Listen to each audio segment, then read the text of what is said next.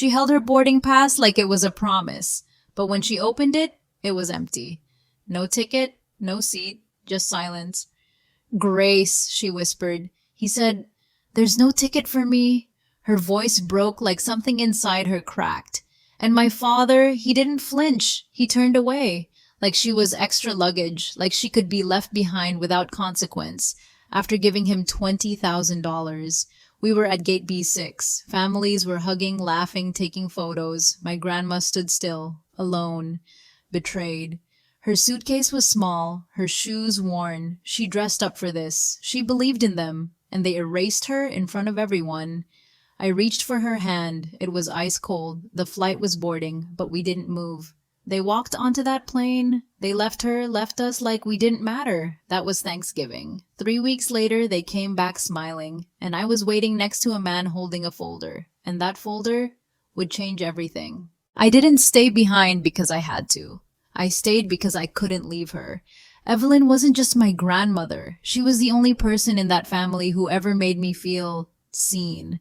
When I was little, my parents were busy chasing status. My mom obsessed over her figure and who she sat next to at brunch. My dad cared more about his suits than my sadness. But Evelyn, she noticed every scratch on my knee, every sigh I tried to hide. Summers at her home in Meridian felt like safety. We'd bake cinnamon bread, water her flowers, fall asleep to the sound of old jazz humming through the walls. She never rushed, never judged. Her love wasn't loud, it was steady, and I held on to it like a lifeline. She saved every birthday card I made, even the messy ones with misspelled words.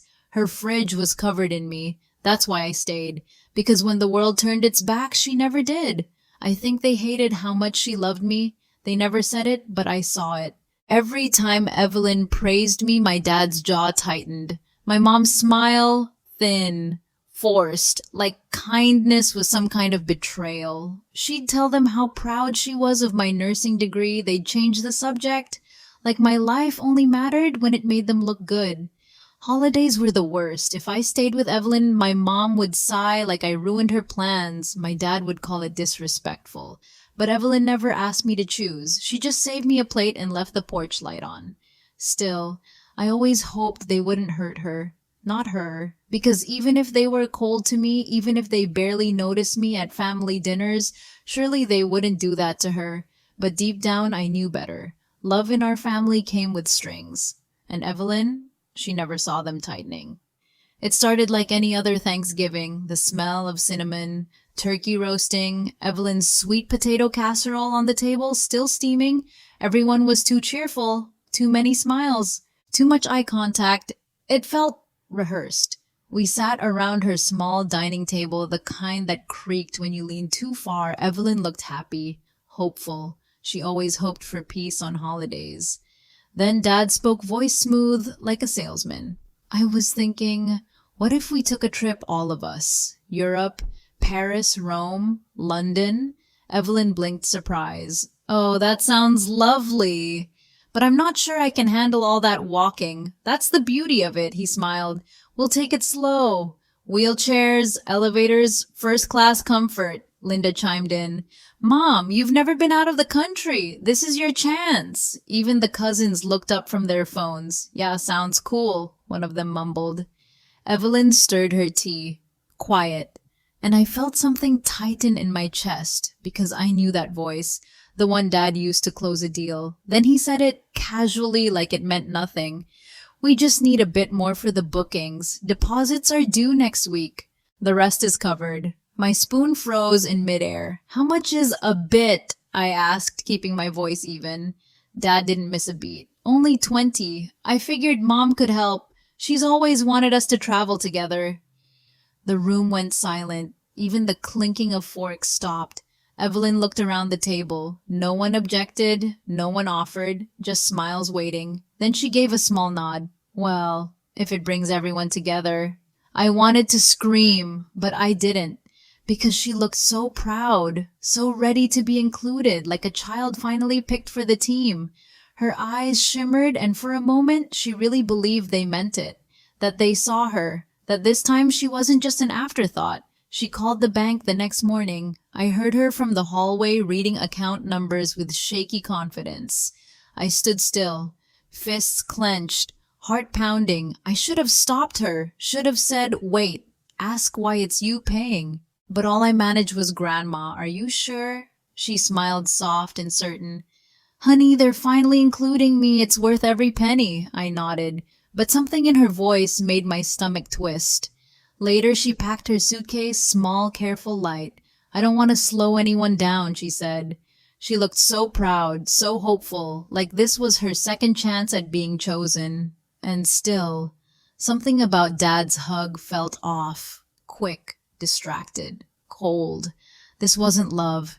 It was a transaction. And Evelyn didn't know she was the one being sold short. The morning of the flight, she was ready before anyone. Navy cardigan, gold buttons, the same black flats she called her travel shoes. Her suitcase looked too small, like she still didn't believe she deserved space.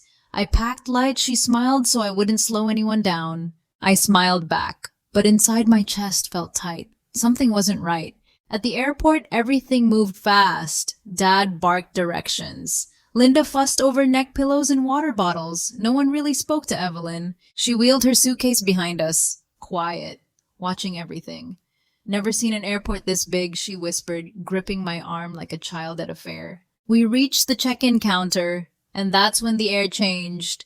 Dad's voice lowered, tight, sharp, anxious. I heard phrases like, "not on the manifest," and "must be a system error." I stepped closer. "What's going on?" Dad turned toward me, face calm but too calm.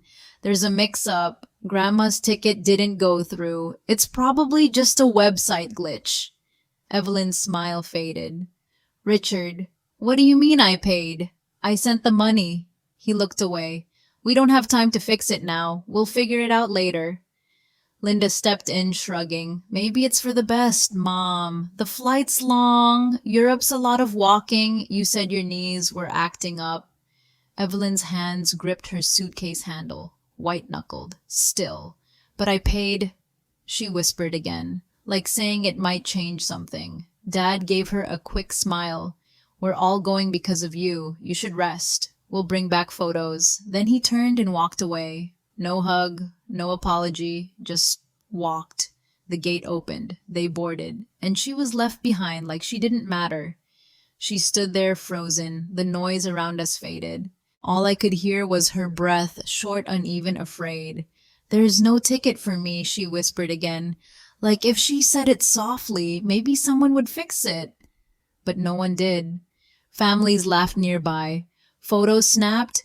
Suitcases rolled past us like time leaving us behind. I reached for her hand. It was shaking, but she tried to smile like she didn't want me to see.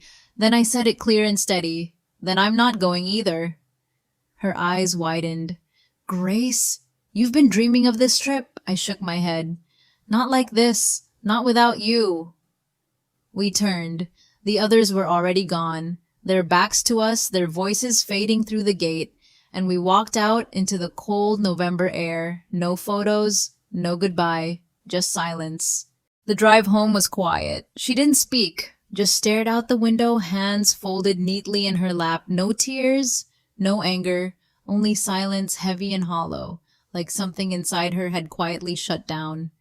When we got back, she walked straight to her favorite chair by the window, set the suitcase down, and began unpacking like the trip was over, not stolen. One sweater at a time, a book she never opened, a passport that had never been stamped. I stood in the doorway watching her fold the clothes she never wore.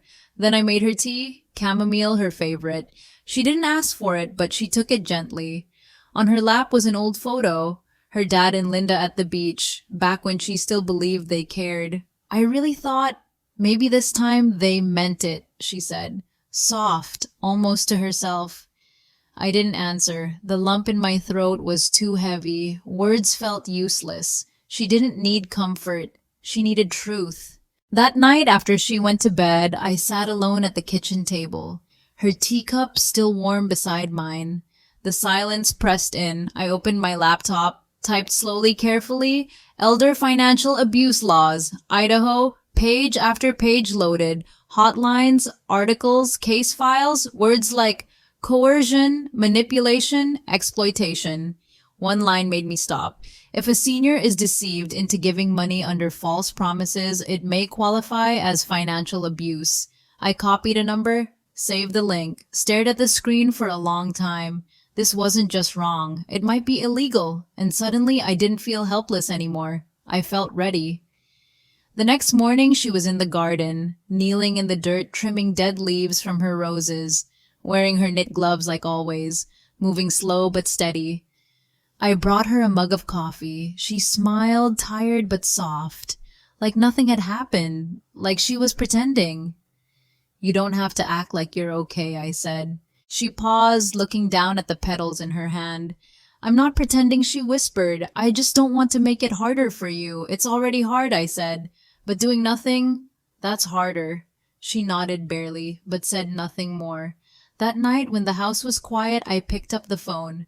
A receptionist answered, transferred me to someone named Michael Grant, lawyer, Office of Elder Protection. "Tell me everything," he said, calm and clear, so I did. And for the first time in days, someone finally listened. Michael Grant didn't sound like a lawyer. He sounded human. Steady voice, no rush, no judgment. The next afternoon, he came to Evelyn's house. Gray blazer, jeans, a folder tucked under one arm. He smiled like someone who'd been here before. He shook Evelyn's hand gently. Didn't push, didn't posture, just sat near her favorite chair like he knew it mattered. "Mrs. Evelyn," he began softly, "Grace told me what happened. I know this is painful, but you need to hear this." She looked down at her teacup. "I don't want any trouble," she murmured. "They're my family," Michael nodded. "I understand. But what happened at that gate wasn't just unkind. It may be unlawful." She didn't look up, but her fingers tightened around the cup, and I could see it, the first flicker of doubt. She didn't speak, but I could feel the war inside her. Guilt, loyalty, shame, all tangled like old roots. So I said it quiet but clear. "Grandma, you gave them that money because they promised something they never planned to give. That's not generosity. That's theft dressed up as love." Michael leaned forward. "With your permission, I'd like to help recover what was taken. You have rights, legal, financial, human." He spoke slowly. "No pressure. Just facts." Her eyes flickered, still unsure. Then she looked at me. And for the first time since the airport, her voice didn't shake. "All right," she said. "If Grace believes this is right, then I trust her." That's all we needed. One yes, one quiet line drawn in the dirt. We didn't shout, we didn't threaten, we gathered. Bank statements, call logs, every receipt, every trace. Michael moved like water, calm, steady, never wasting a word. I followed close, notebook in hand, heart pounding with every step. First, stop her bank. The branch manager, Carol, had known Evelyn for years. Her face went pale when we explained. She pulled the records without hesitation. A transfer of $20,000 to an account under Richard's name. No joint access, no repayment plan. Carol shook her head. "This isn't right," she whispered, and printed every page we needed. Next, the airport. We found Jasmine, the agent who checked us in that day. She remembered Evelyn. Her eyes narrowed. She looked confused. Her son said she wasn't well enough to fly. Then she added, "It didn't feel right." Jasmine agreed to write a statement. Clear, honest. Her words matched ours. Piece by piece, the picture sharpened. Back at Evelyn's house, we laid everything on the table, bank documents, flight records, Jasmine's statement signed and dated. Evelyn made us grilled cheese sandwiches, pretended it was just another afternoon. But I saw it in her, something was shifting. She didn't flinch when Michael said civil case or inheritance hold. She sliced tomatoes with calm hands and said almost to herself, "Maybe it's time they realized I'm not just a wallet in a rocking chair." Michael smiled. "I'd say you're a powerful woman, Mrs. Evelyn."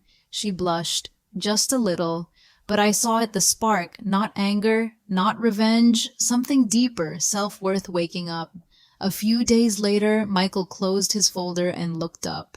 "Grace," he said, "we're ready. Ready for what I asked. Though I already knew. for when they come back. He had everything: evidence, signed witness accounts, a court-approved summons for financial exploitation of a vulnerable adult. We knew their return date. Michael had traced the booking flights, hotels, all paid for with Evelyn's money. I didn't tell her I was going. That morning she was in the garden again, trimming roses, humming softly. She handed me her grocery list. I took it quiet, steady. She didn't know I was headed to the airport, didn't know what was waiting for them, but I did. I wasn't scared, I wasn't shaking, I was done hoping, and finally ready to act. Boise International felt different that day, colder, quieter. I stood by the arrivals gate, Michael beside me, folder in hand. He wore a dark suit, no blazer this time, just sharp lines and calm intent. Inside the folder, bank transfers, Jasmine's statement, and a court-issued summons. Official, unshakable. Then I saw them. Dad first dragging 2 oversized suitcases. Mom behind him, polished and perfect. Linda in sunglasses, snapping selfies. The cousins giggling at their phones. Untouched, like nothing ever happened. Until they saw me, until they saw Michael. We stepped forward. "Richard Whitmore, Linda Brooks," Michael said firmly. "This is for you." He handed them the papers. They stared down, eyes scanning, faces draining. Confusion first, then disbelief, then something colder, fear. "What is this?" Dad asked, voice sharp. His hand trembled just slightly. Michael stayed calm. "Legal notice. Investigation into financial abuse of Evelyn Whitmore. You are required to respond within 7 business days." Linda pulled off her sunglasses. "This is insane. She gave us that money?" Michael didn't blink. "Under documented false pretenses." "That's not a gift. That's fraud." Dad looked at me like he didn't recognize me. "Grace, you did this?" I nodded once. Steady, unshaken. "You're suing your own family." "No," I said. "I'm protecting mine. You humiliated us," Mom snapped. "She's old. That trip would have been too much for her." I stepped forward. "You didn't give her a choice. You took her money, then left her at the gate like she was nothing." Linda hissed. "You've always been dramatic." Michael stepped between us. "This conversation is over. We'll see you in mediation." And we walked away. I glanced back once, just once. Their faces so smug before, now frozen in panic. No smiles, no power, just fear. They didn't show up for the first mediation. Michael wasn't surprised. "People like them think silence is a shield," he said. "It's not." The judge reviewed our evidence, bank records, witness statements, Evelyn's call logs. He didn't need long. Default ruling, full restitution. 20,000 to be returned within 30 days. But that wasn't all. Because of the documented deception, the emotional harm and manipulation, the court placed a hold on all inheritance tied to Evelyn's estate. A formal recommendation followed: revocation of Richard, Linda, and their spouses from all future claims.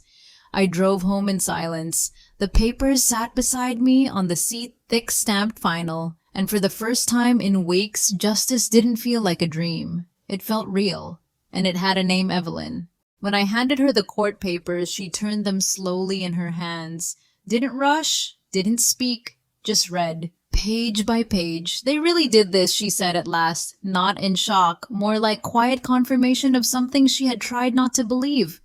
"I'm sorry it had to come to this," I whispered. She looked up at me, a small, tired smile on her face. "No, sweetheart. I'm sorry I let it go on this long." That evening, she made a call. Old rotary phone, long cord stretched to the hallway. "Mr. Hendrickers," she said. "It's Evelyn Whitmore. I'd like to update my will." Her voice didn't waver.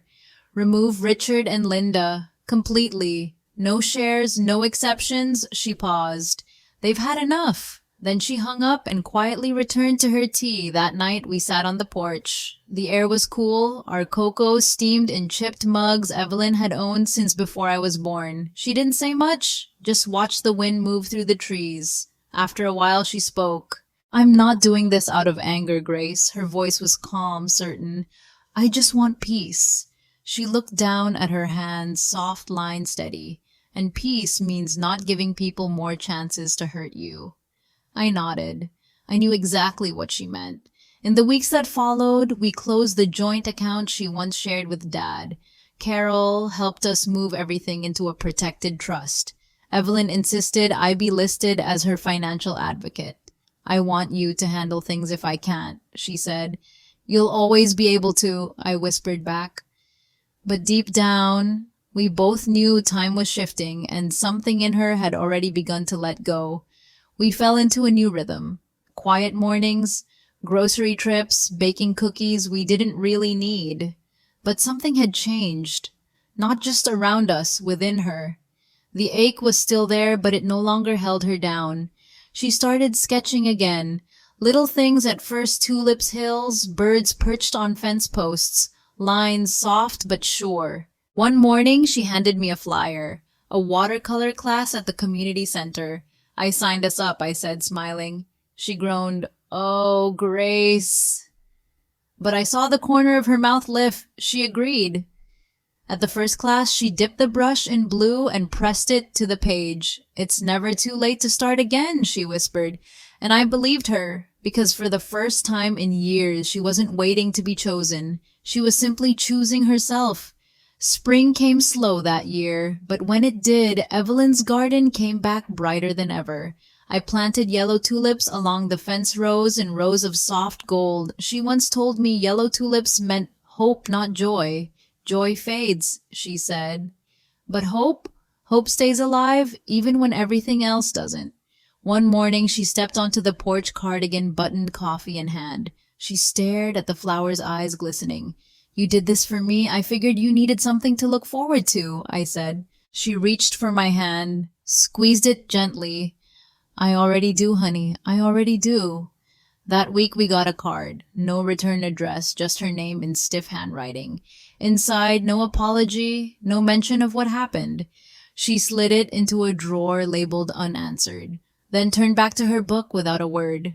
2 years passed. Quiet, steady, full of small, honest moments. Evelyn found friends in her painting class, people who saw her, not her past. She even sold a few pieces at the local craft fair, one of them titled Gate B6. She never explained it. She didn't need to. We still got the occasional card from Richard or Linda, always vague, always late, never once saying sorry. She stopped opening them, just slid them into the same drawer, the one marked unanswered, and moved on. Then one autumn morning, I found her by the window wrapped in her favorite quilt. She looked peaceful, but tired in a way I hadn't seen before. "I'm just a little slower these days," she whispered. I brushed her hair back gently. "The tulips will come again next spring," I said. She nodded. "They always do." 2 weeks later, she passed in her sleep.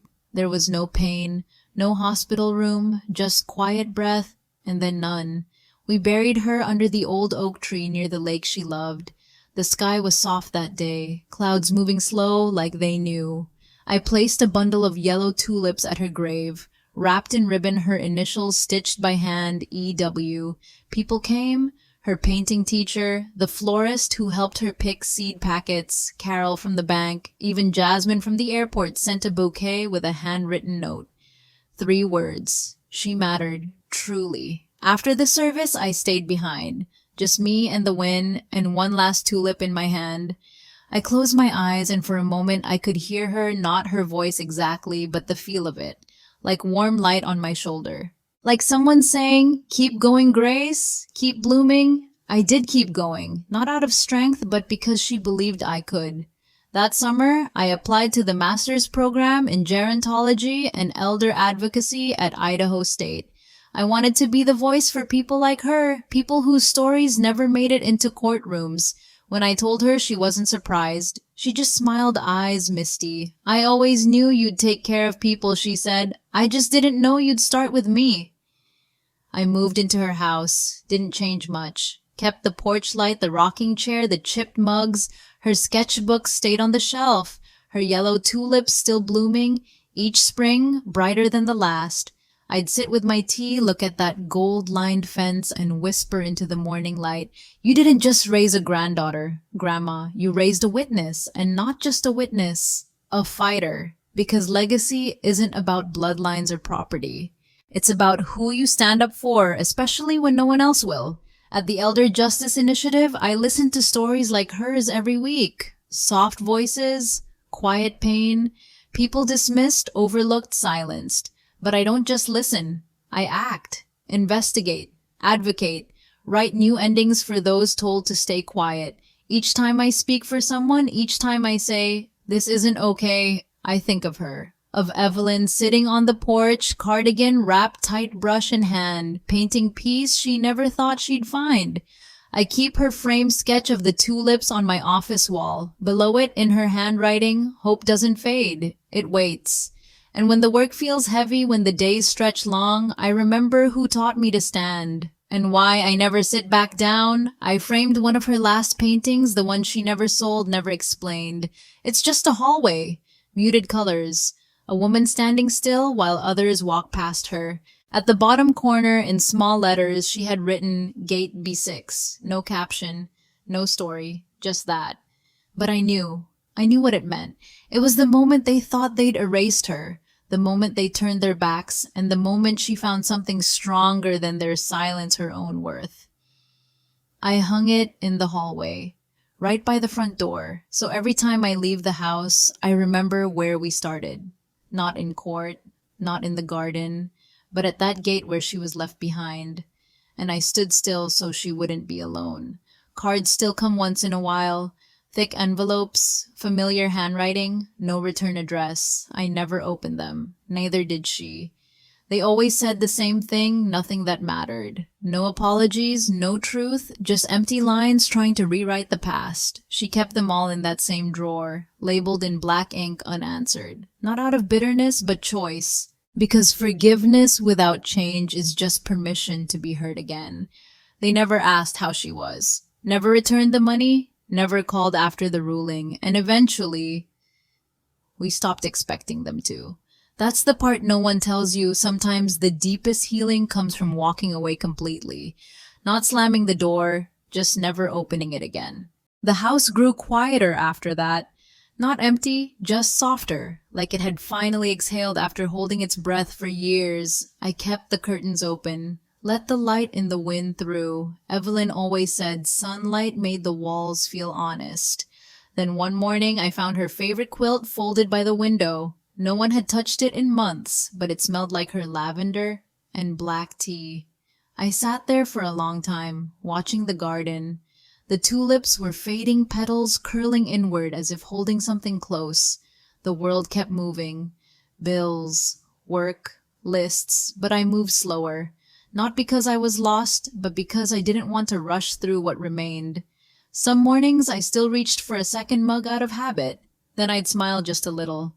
Grief never shouted in this house. It sat beside me, quiet and patient, letting me breathe. I began noticing her in small things.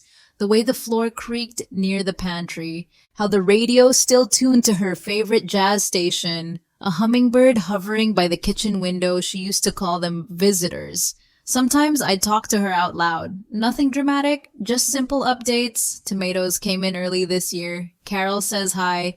And sometimes I'd sit in her chair with one of her sketchbooks on my lap, pages filled with flowers, hills, quiet things that once made her feel alive. On the last page, I found a note, written in pencil, barely visible. Peace isn't the end. It's where love can finally rest. I traced the words with my fingertip, not crying, just still. She hadn't disappeared. She had simply become part of everything that stayed kind, everything that stayed true. One rainy afternoon, I opened the drawer labeled unanswered. Inside, every card, every envelope, still sealed, still silent. I sat with them for hours, stacked in quiet rows across the table. Their weight felt heavier than the paper itself, not because of what they said, but what they never dared to. No, I'm sorry. No, we were wrong. Only the sound of absence folded neatly and stamped. For a moment, I thought about writing back. Not to argue, not to fix anything, just to say the truth finally. But I didn't. Because some people only understand the value of what they lost when silence is all they hear back. Instead, I packed them in a box, taped it closed, and wrote one word on top, done. Then I placed it in the attic where things go when they no longer deserve space in your story. Life settled into quiet patterns, not empty, just honest. The kind of life Evelyn always wanted but rarely received. I kept her routines alive, watered the roses every Sunday, swept the porch at dusk, baked too many cookies on rainy days. Neighbors waved more now. Some dropped off pie. Others shared stories of Evelyn I'd never heard before. She taught my daughter how to paint, one woman said. Never charged her a dime. She brought soup when my husband got sick, an older man told me. She didn't even know us. Piece by piece, her kindness kept unfolding, quiet legacies still blooming in people she'd barely known. It reminded me, you don't need a crowd to make a mark. You just need consistency and a heart that never quits even when it's been broken. One Saturday, I returned to the community center, the same place where Evelyn took her watercolor class. The room still smelled like paper and paint. Light from the windows danced across empty chairs. Her teacher recognized me. "Your Grace," she smiled. "She talked about you every week." I nodded, throat tight. "She painted hope," the teacher said. Even when her hands trembled, she never stopped trying. On a table near the back, a few of her old works were still there. Unsigned, forgotten, but unmistakably hers. One was a meadow with yellow tulips, a single chair facing the horizon. I took it home, framed it beside the fireplace. Now each evening I sit beneath it with my tea. Same chair, same silence. She didn't need to be famous. She didn't need to be loud. She just needed to be real. And in every brushstroke she still is. The next spring the tulips came early. Thick rows of yellow lining the fence, stronger, taller than the year before. Like they remembered who planted them. Neighbors stopped to look. Some took photos. Others just stood quietly, letting the color wash over them. I started keeping a small notebook by the porch. People began writing messages in it. Her garden made my day. She gave more than she ever took. I read them slowly, one by one, like prayers folded into petals. Sometimes I wondered if Evelyn knew how much she mattered outside our little world, but maybe she didn't need to. Maybe the tulips were her answer, not loud, not flashy, just steady proof that love grows even after we're gone. I didn't replant them. Didn't have to. They returned on their own, like grace, like memory. One morning, a little girl and her grandmother stood by the fence staring at the tulips. The girl pointed to them and asked, "Who planted all these?" I stepped outside, smiling. "Someone who believed in quiet things," I said. The grandmother nodded. "She must have had a gentle soul." "She did," I replied, "and a strong one." After they left, I opened the notebook on the porch, wrote a new page. To anyone who feels invisible, you're not. You leave something behind even in silence. I signed it with Evelyn's initials, not mine. Because these blooms, this peace, this place, they all began with her. And now, every spring when strangers pause to admire the fence, I know they're reading a letter she never had to write. It's in the roots, in the gold petals, and in every person who walks away a little softer. That summer, I was invited to speak at a community event on elder advocacy. Small stage, folding chairs, but it mattered. I stood behind the podium, hands steady, heart full. Told them about Evelyn, not just what happened, but who she was. People listened, not out of sympathy, but recognition. Some nodded, some cried. Afterward, a man approached me, said his mother had been through something similar. No one believed her, he whispered. But your story gave her voice back. I thought of Evelyn, in her garden, in her chair, quiet but never weak. She used to say, "Even if your story starts small, tell it anyway, because someone somewhere is waiting to feel less alone." And now I knew her voice hadn't stopped. It had only changed hands. It lived in mine now, and I would not let it go quiet. Late one evening, I sat on the porch with my tea. The sky was soft blue, the kind she used to call painting light. The tulips had faded by then, their stems, leaning petals gone. But even in that quiet, they left something behind. The soil felt richer, the air calmer, like the garden had learned how to breathe on its own. I looked at the rocking chair beside me, empty but never alone. In that moment, I realized we don't heal by forgetting. We heal by remembering with gentleness, by letting grief take root next to gratitude, by honoring what ended while tending what remains. And Evelyn, she wasn't just part of my past. She was part of what I was still becoming, even now, especially now. Each spring, I still plant one new row, not because the garden needs more, but because I do. It's my way of saying I remember. I'm still here. I'm still growing.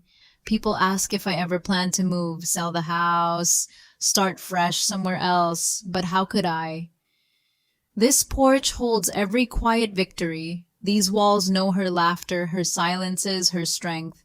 And every year when the tulips return, I sit with my tea, look out at that golden fence line and say the same thing out loud. You didn't just raise a granddaughter, Evelyn. You raised a witness. You raised a fighter. And that is enough legacy for any lifetime. If this story touched something in you, a memory, a name, a quiet truth, I'd love to hear it. Leave a comment below. Tell me about someone who shaped you. Someone whose legacy still blooms in your life. And if you want more stories that honor the quiet fighters, the forgotten voices, the ones who chose love anyway, hit subscribe. There's more to come, and you won't want to miss it.